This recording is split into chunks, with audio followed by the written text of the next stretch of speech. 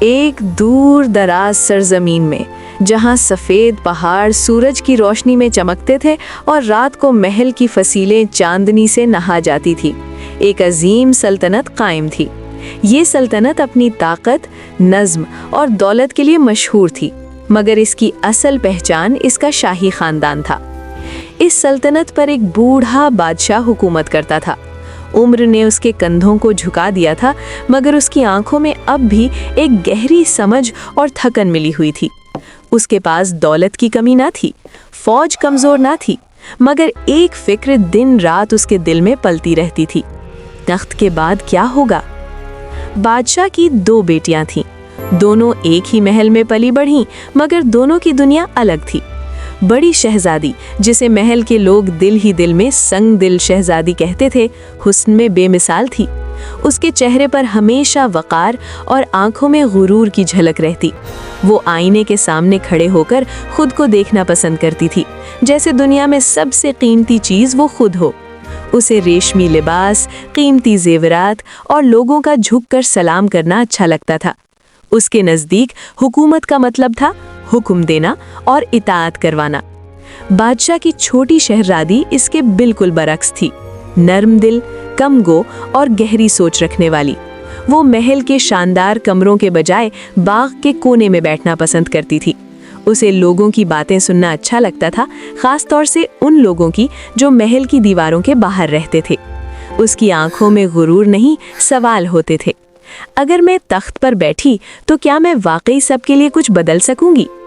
وقت گزرتا گیا۔ بادشاہ کی صحت کمزور ہوتی گئی اور محل کے در و دیوار اس سوال سے بھر گئے کہ اگلی ملکہ کون ہوگی۔ ایک رات جب محل پر غیر معمولی خاموشی طاری تھی، بادشاہ نے دونوں شہزادیوں کو دربار میں بلایا۔ شمعیں جل رہی تھیں، مگر فضا میں سنجیدگی تھی۔ بادشاہ نے کانپتی آواز میں کہا: میری زندگی کا سورج اب ڈھل رہا ہے۔ میں نہیں چاہتا کہ میرے بعد یہ سلطنت کمزور ہاتھوں میں جائے۔ بڑی شہزادی کے ہونٹوں پر ہلکی سی مسکراہٹ آ گئی۔ چھوٹی شہزادی نے نظریں جھکا لیں۔ بادشاہ نے تخت کے پاس رکھا ہوا تاج اٹھایا، وہ تاج جسے پہننے کا خواب دونوں نے بچپن سے دیکھا تھا۔ میں تم دونوں کو ایک موقع دینا چاہتا ہوں، بادشاہ نے کہا۔ تم دونوں ایک مہینہ اس سلطنت پر حکومت کرو گی۔ دربار میں سرگوشیاں پھیل گئیں۔ جس کا مہینہ ثابت کرے گا کہ وہ اس سلطنت کے لیے بہتر ہے، بادشاہ نے بات مکمل کی، وہی ہمیشہ کے لیے تخت کی حقدار ہوگی۔ بڑی شہزادی کے دل میں فتح کا احساس دوڑ گیا، چھوٹی شہزادی کے دل میں خوف اور ذمہ داری کا بوجھ۔ اس رات دونوں اپنی اپنی خوابگاہوں میں جاگتی رہیں۔ ایک سوچ رہی تھی کہ وہ دنیا کو دکھائے گی کہ اصل ملکہ کیسے ہوتی ہے، دوسری سوچ رہی تھی کہ اگر وہ ناکام ہو گئی تو لوگوں کا کیا ہوگا۔ محل خاموش تھا، مگر تقدیر جاگ چکی تھی۔ اگلی صبح محل کی فضا بدلی سی تھی۔ دربار کے دروازے کھلتے ہی اعلان ہوا کہ آج سے سلطنت کی باغ ڈور پہلی شہزادی کے ہاتھ میں ہے۔ وہ آہستہ آہستہ تخت کی طرف بڑھی۔ اس کے قدموں میں اعتماد تھا اور آنکھوں میں وہ چمک جو طاقت ملتے ہی جاگ جاتی ہے۔ تاج اس کے سر پر رکھا گیا۔ اس لمحے اس نے دل ہی دل میں سوچا، اب سب دیکھیں گے کہ اصل حکمرانی کیا ہوتی ہے۔ پہلا حکم اسی دن جاری ہوا۔ محل کی تزئین و آرائش، دیواروں پر سونے کی نقش کاری، فرش پر نایاب قالین اور باغ میں ایسے پھوارے جو رات کو بھی جگمگائیں۔ خزانے کے نگران نے ہمت کر کے کہا: ملکہ عالیہ، اخراجات بہت بڑھ رہے ہیں۔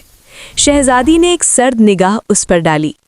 خزانہ لوگوں کے لیے نہیں، تخت کے لیے ہوتا ہے۔ نگران خاموش ہو گیا۔ دن گزرتے گئے، محل میں محفلیں ہونے لگیں، رقص، موسیقی، قیمتی کھانے اور وہ چہرے جو صرف خوش رکھنے کے لیے مسکراتے تھے۔ شہزادی ان محفلوں میں خود کو مرکز سمجھتی تھی۔ اسے لوگوں کی تالیاں پسند تھیں، مگر لوگوں کی حالت نہیں۔ اسی دوران محل کے باہر حالات بدلنے لگے۔ किसानों पर टैक्स बढ़ा दिए गए। कहा गया कि ये सल्तनत की शान के लिए है। जिनके पास देने को ना था, उनके खेत जब्त होने लगे। छोटी शहजादी ये सब खामोशी से देखती रही। वो बाप के पास जाना चाहती थी, मगर बादशाह कमजोर था और खुद को फैसलों से अलग कर चुका था। एक शाम बादशाह ने महल की छत से नीचे शहर को देखा। उसे दूर से लोगों की भीड़ दिखाई दी, मगर वो सिर्फ शोर था, कोई आवाज नहीं। लोग हमेशा शिकायत करते हैं, उसने खुद से कहा। यही तो राया की फितरत है। उसके दिल में जरा सा भी सवाल ना उभरा। महीने का आधा हिस्सा गुजर चुका था। महल पहले से ज्यादा रोशन था, मगर शहर पहले से ज्यादा तारीक। बाजारों में सन्नाटा था, लोगों के चेहरों पर खौफ था, और रात को महल के बाहर दुआओं की आवाज़ें बढ़ने लगीं। एक रात बादशाह ने अपनी ख्वाबगाह से ये आवाज़ें सुनी। उसकी आंखों से आंसू बह निकले, मगर उसने खुद को तसल्ली दी, शायद यही हुक्मरानी का तरीका हो। मैं अब पुराने वक्तों का आदमी हूँ। महीने के आखिरी दिन दरबार दोबारा सजा। बड़ी शहजादी फातिहाना अंदाज में बैठी। उसके लिबास पहले से ज्यादा कीमती थे और लहजा पहले से ज्यादा सख्त। बादशाह में कमजोर आवाज में पूछा, क्या तुमने इस महीने में सल्तनत को मजबूत पाया? शहजादी ने फौरन जवाब दिया, जी हाँ, महल की शान बढ़ी है, खौफ खत्म हुआ है और सब जान गए हैं कि हुक्म किसका चलता है। बादशाह खामोश हो गया। उसकी निगाह एक लम्हे के लिए खिड़की से बाहर गई, जहां रोशनी कम और साए ज्यादा थे। महीना खत्म हो चुका था। अब बारी दूसरी शहजादी की थी, और तकदीर अभी पूरी कहानी सुनाना चाहती थी। अगले दिन महल में कोई जश्न न था। न नकारे बजे, न दरबार सजा। नर्म दिल शहजादी खामोशी से तख्त के करीब आई। उसके कदमों में गुरूर नहीं था, सिर्फ एक बोझ था, जिम्मेदारी का। जब ताज उसके सर पर रखा गया तो उसने आंखें बंद कर लीं, शायद दुआ के लिए, शायद हौसला जमा करने के लिए। उसका पहला हुक्म सबको हैरान कर गया। महल की तमाम महफिलें मनसूख कर दी जाएं। जब तक शहर में कोई भूखा है, महल में कोई दावत नहीं होगी। दरबार में सन्नाटा छा गया। खजाने के निगरान ने घबरा कर कहा, मलिकाए आलिया, खजाना पहले ही कमज़ोर है, अगर टैक्स ना लिए गए तो। शहजादी ने नरमी से जवाब दिया, अगर खजाना लोगों से खाली होकर भरा हो तो वो खजाना नहीं, एक बोझ होता है। उसी दिन उसने अपने जेवरात उतारकर खजाने में जमा करा दिए, वो जेवरात जो बचपन से उसकी पहचान थे। ये खबर शहर में आग की तरह फैल गई।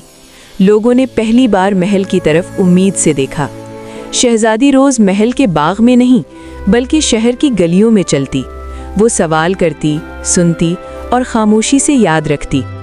टैक्स कम कर दिए गए, किसानों को सांस मिली, बाजारों में आहिस्ता आहिस्ता रौनक लौटने लगी।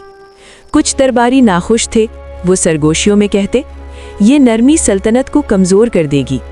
मगर शहजादी जानती थी कि खौफ से चलने वाली सल्तनत देर पा नहीं होती। रात को वो अकेली अपने कमरे में बैठती, थकी हुई मगर मुतमईन। कभी कभी उसे अपनी बहन याद आती। वो सोचती, क्या वाकई ताकत सिर्फ सख्ती मांगती है? महीने के आखिरी हफ्ते में एक अजीब तब्दीली महसूस होने लगी। लोग दुआएं देने लगे, बच्चे महल के दरवाज़ों के करीब खेलने लगे, और शहर में एक खामोश सी रोशनी फैल गई। बादशाह, जो ज़्यादातर वक्त खामोश रहता था, एक दिन खिड़की से ये सब देखता रहा। उसकी आंखों में पछतावे और सुकून दोनों थे। महीने के आखिरी दिन दरबार एक बार फिर सजा। इस बार शोर नहीं था, सिर्फ इंतज़ार था। बादशाह ने पूछा, तुमने इस महीने में क्या सीखा? नर्म दिल शहजादी ने कुछ लम्हे सोचा, फिर कहा, मैंने सीखा कि तख्त ऊंचा होता है, मगर दिल को झुकाना पड़ता है, और अगर हुक्मरान लोगों का दर्द ना समझे तो ताज सिर्फ धात रह जाता है।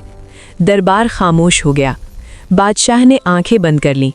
उसके दिल को एक जवाब मिल चुका था, मगर तकदीर अभी खामोश नहीं थी, क्योंकि हर अच्छी रोशनी के साथ एक साया भी चलता है, और वो साया खामोशी से सब कुछ देख रहा था।